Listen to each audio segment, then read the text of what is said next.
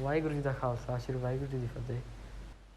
ਅੱਜ ਤੁਹਾਨੂੰ ਅਸੀਂ ਆਪਣੀ ਵੀਡੀਓ ਦੇ ਵਿੱਚ ਬੇਸ ਕਰਕੇ ਦਿਖਾਵਾਂਗੇ ਜਿਹੜੀ ਪੱਗ ਥੱਲੇ ਬੰਨੀ ਦੀ ਆ।